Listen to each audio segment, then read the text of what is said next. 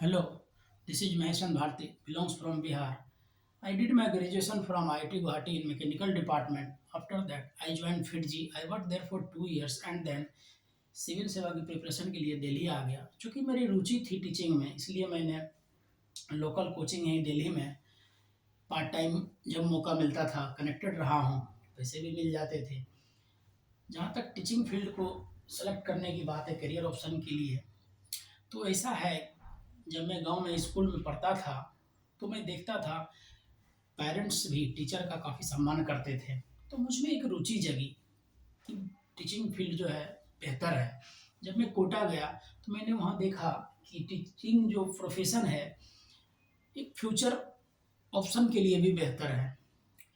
तो इस तरह से मैंने टीचिंग को अपना करियर ऑप्शन चुनने का फैसला लिया है। वेदांतु प्लेटफॉर्म का चयन करने का कई कारण है।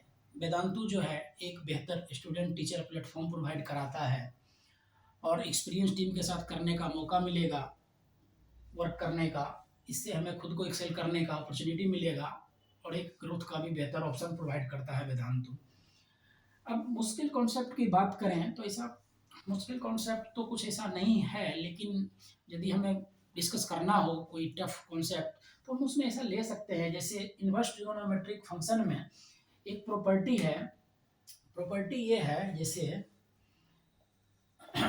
Sign inverse sine X equal to X, cos inverse cos X equal to X. इसमें क्या है, एक्स जो है बिलोंग करेगा जब -π/2 से π/2, कॉस के केस में 0 to π बिलोंग करेगा, और टेन इनवर्स टेन एक्स होगा जब एक्स ओपन ब्रैकेट -π/2 से π/2 ओपन ब्रैकेट में लाई करेगा एक्स। अब देखिए कॉन्सेप्ट तो यही है, लेकिन अब जब क्वेश्चन फॉर्म में आते हैं तो बच्चे इसको अप्लाई करने में डिफिकल्टी फेस करते हैं।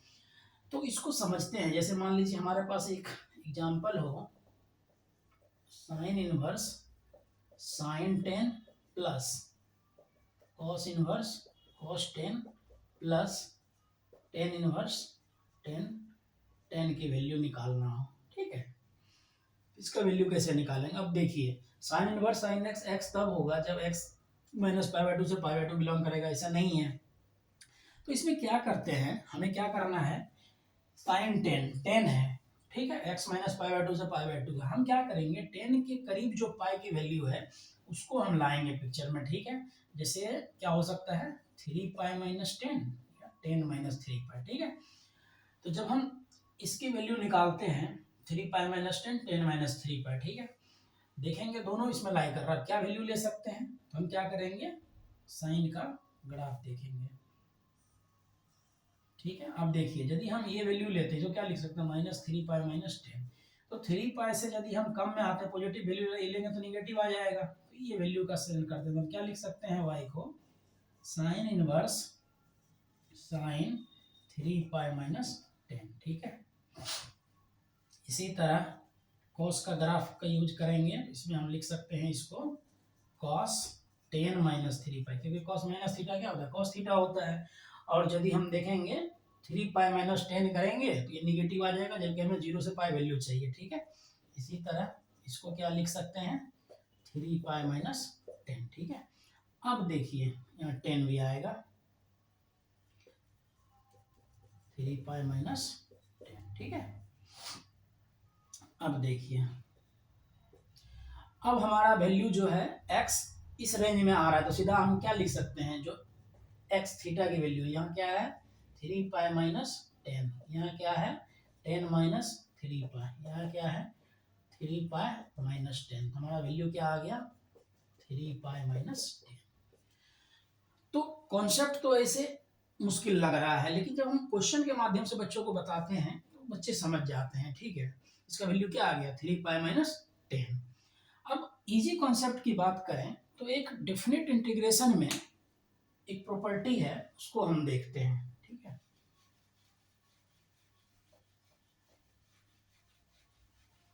डेफिनेट इंटीग्रेशन में एक प्रॉपर्टी होता है a to b fx dx equal to a to b। देखिए प्रॉपर्टी क्या है, F X D X A to B equal to A to B F of A plus B minus X D X. इसको कैसे read कर सकते हैं, ये क्या दिया हुआ है, limit lower limit upper limit, फिर इसी दोनों को ऐड करके माइनस एक्स, ये वैल्यू सेम आता है, ठीक है।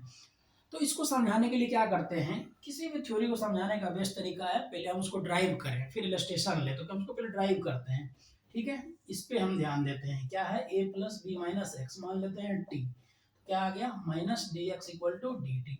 वैल्यू पुट करते हैं, देखिए जब ए होगा तो एक्स क्या आ जा रहा है बी, और जब बी होगा ए तो टी क्या आ जा रहा है ए। यहाँ क्या आ जाएगा हमारे पास, लिमिट ये आ गया F of A plus B minus X की, अब पुट कर सकते हैं टी, डी एक्स क्या हो जाएगा माइनस डी टी, ठीक है। अब देखिए इंटीग्रेशन का एक प्रॉपर्टी होता है, माइनस यदि हम बाहर ले जाए तो लिमिट क्या हो जाएगा, माइनस को प्लस करना लिमिट बदल जाते हैं, तो क्या हो जाएगा A to B F of T D T, ठीक है। अब F of T D T हो एक्स डी एक्स हो, इसमें कोई वैल्यू अंतर नहीं होगा, सेम क्या लिख सकते हैं इसको A to B F X D X, कोई दिक्कत, यही हो गया। अब और बच्चे को बेहतर अंडरस्टैंडिंग के लिए क्या करते हैं, क्वेश्चन का हम सॉल्व करते हैं यहाँ पर, तो क्या हो जाएगा, क्वेश्चन मान लीजिए इस तरह हो, हमें वैल्यू निकालना है 50 to 100 ln x प्लस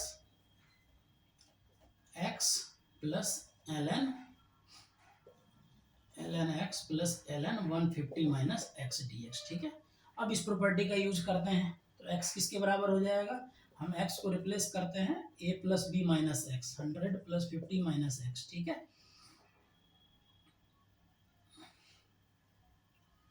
इसको t ले लेते हैं,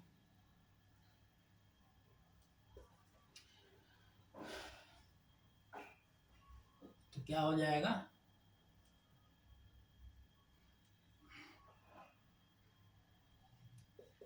D T equal to minus D X, तो क्या हो जाएगा यहाँ पर,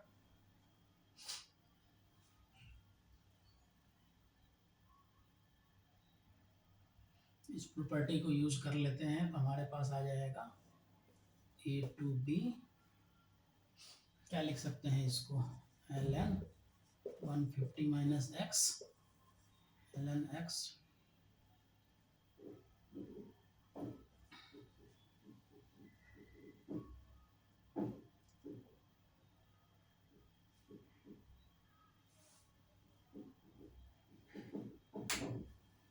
इसको देखिए क्वेश्चन दिया है, इसको हम क्या लिख सकते हैं, हमारा आई कितना हो गया, आई है 50 to 100 ln x plus ln 150 minus X D X, ठीक है। हम आई को और कैसे लिख सकते हैं, इस प्रॉपर्टी का यूज करते हैं, 50 to 100 क्या हो जाएगा, एफ ऑफ एक्स किसके बराबर है, F of A plus B minus X, क्या रिप्लेस कर सकते हैं हम 150 minus X ln 150 minus X, और इसको क्या लिख सकते हैं प्लस एक्स को लिखना है 150 माइनस 150 माइनस एक्स, ठीक है। ये क्या आ जाएंगे 50 to 100 ln 150 minus x divide by, ये देखिए यही बन गया ln 150 minus X D X, ठीक है। ये भी आई के बराबर है, अब ये आई दोनों को जोड़ देंगे तो क्या हो जाएगा 2i इक्वल टू 50 to 100, ये देखिए दोनों को ऐड करेंगे, नोमिनेटर डिनोमिनेटर सेम हो जा रहा है, तो 1 आ जाएगा 1 डी एक्स, ये कितना आ गया x 50 to 100 कितना आ गया 50, हमारा आई की वैल्यू क्या आ गया 50 अपॉन 25। तो जब भी हम किसी कॉन्सेप्ट को बताते हैं उसमें एक इलस्ट्रेशन ले लेते हैं तो बच्चों के लिए समझना इजी हो जाता है। अब आगे की बात है, जैसे मान लीजिए कोई भी टीचर क्लास लेता है, लगातार क्लास लेते रहे तो बड़ा बोरिंग सा हो जाता है, तो उसमें बच्चों का पार्टिसिपेशन हो तो अच्छा टीचर माना जाता है। तो मैं भी अपने टीचिंग स्टाइल में इसको शामिल करता हूँ, तो मैं क्या करता हूँ एक्टिवली पार्टिसिपेशन के लिए सबसे बेस्ट तरीका तो है कि लेक्चर में बच्चों का पार्टिसिपेशन बना रहे, इसके लिए क्वेश्चन ज़्यादा से ज़्यादा हो, तो मैं क्वेश्चन काफ़ी पुट करता हूँ, जैसे कोई थ्योरी पढ़ाता हूँ फिर क्वेश्चन डाल देता हूँ। और तरीका क्या हो सकता है, बच्चों को क्वेश्चन सॉल्व करने का मौका दिया जाए, जैसे कभी आप कीजिए कभी आप कीजिए, इस तरह करके, तो उससे रुचि जगता है, बच्चों में पार्टिसिपेशन का भी एक बेहतर भाव जगता है। और क्या हो सकता है, जैसे मान लीजिए कोई बीच में स्टोरी एक दो लाइन का सुना दिए, कोई अच्छा जोक हो सुना दिए, तो इससे बच्चों का पार्टिसिपेशन बना रहता है।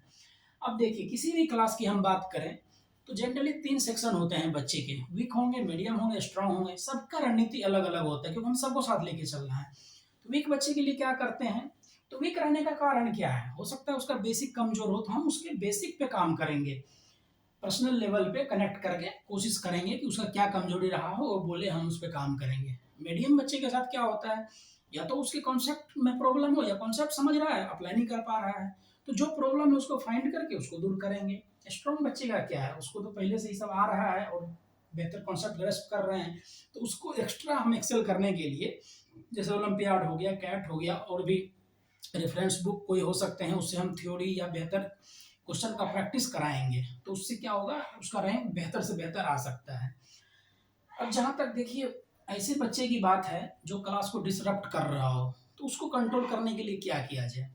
ये होते हैं कहीं कहीं ऐसे बच्चे आ जाते हैं, तो उसको कंट्रोल करने आना चाहिए टीचर को। तो इसके लिए क्या करते हैं, मैं जनरली ये करता हूँ कि उसका पार्टिसिपेशन क्लास की एक्टिविटी में बढ़ा देता हूँ, और कोई सवाल वो बताता है तो मैं उसकी प्रशंसा करता हूँ ताकि उसमें सम्मान का भाव जगे।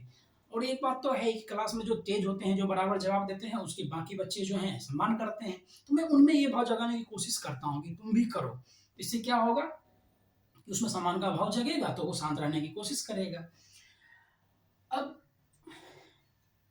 ये है कि जैसे मैं किसी चीज को जब बता रहा हूँ, लग रहा है मुश्किल है, बच्चे सीख जाते हैं तो कैसा लगता है। जब मैं लेमनिज थ्योरम में एक बार लेमनिज रूल बता रहा था क्लास में, तो मैं देखा कि बच्चे जो है ना कॉन्सेप्ट को अच्छे से गेन नहीं कर पा रहे हैं। तो मैंने क्या किया, इस पे बात करते हैं। पहले देखते हैं लेमनिज रूल क्या होता है। तो लेमनिज रूल है,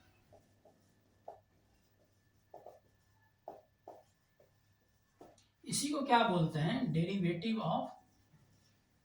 डेरिवेटिव्स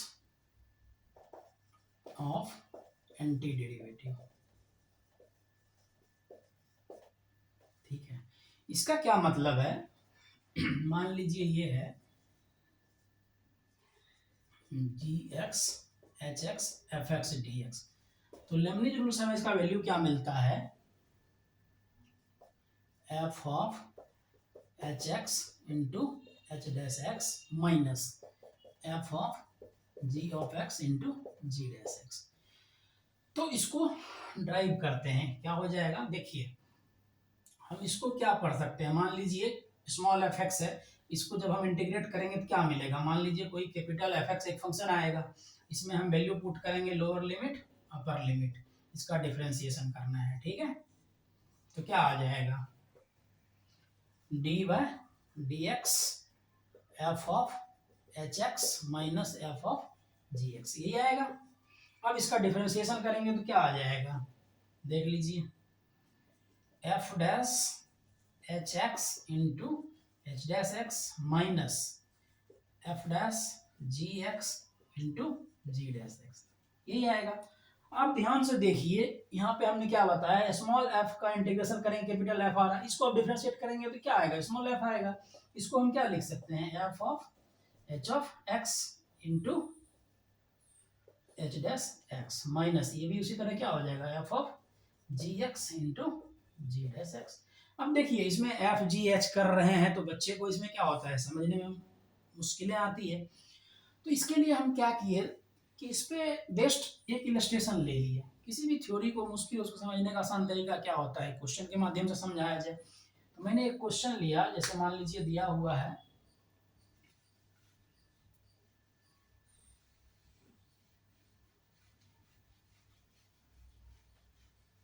हमारे पास एफ एक्स दिया हुआ है, एफ एक्स इक्वल टू 2 से X square 1/1 plus root X D X, ठीक है, टी मान लेते हैं, ठीक है।